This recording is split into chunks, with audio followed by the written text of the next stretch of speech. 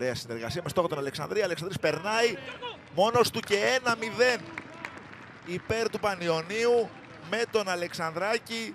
Να εδώ ο Αλεξανδράκης, ο οποίος κάνει το 1-0 για τον Πανιώνιο.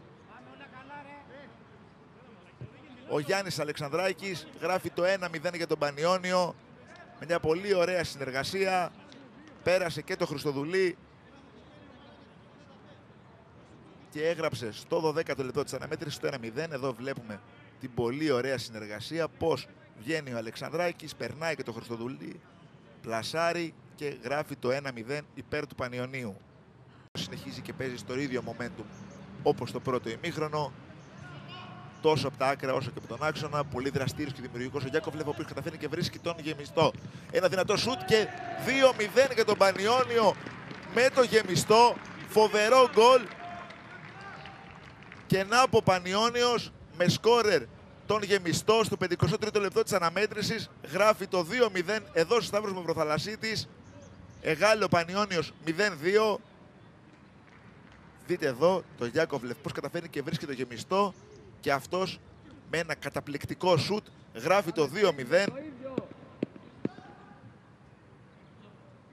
Πολύ νωρίς ο Πανιώνιος παίρνει κεφάλι 2 τερμάτων. Ο Πανιώνιος συνεχίζει λοιπόν και πιέζει για τον τρίτο γκολ σε κόρνερ του Τσερίσεφ και 3-0 για τον Πανιώνιο. 3-0 λοιπόν για τον Πανιώνιο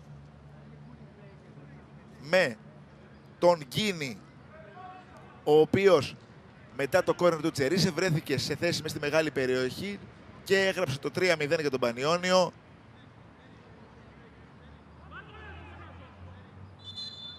Εδώ βλέπουμε και το κόρνερ του Τσερίσεφ, πως ο Γκίνη ξεπετάγεται στη μεγάλη περιοχή, παίρνει και την κεφαλιά και γράφει το 3-0. Ένας επιθετικός μονόλογος για τους Κιανέρυθρους. Και πάμε σε cooling break για το δεύτερο ημίχρονο. Από το πόδια του Τσερίσεφ πέτυχε με κόρνερ πάλι, πέτυχε ο Πανιώνιος το 3-0. Τσερίσεφ εκτελεί. Και 4-0 για τον Πανιώνιο με τον Αυλονίτη. Ο Πανιώνιος καταφέρνει και κάνει το 4-0. Εκτελεί ο Τσερίσεφ. Ο Γκίνη τελικά είναι ο σκόρερ. Ο Γκίνη είναι ο σκόρερ. Στην αρχή φαίνεται και ο Αυλονίτης, ο οποίος έκανε το γύρισμα, αλλά ο Γκίνη έκανε το 0-4 υπέρ του Πανιωνίου.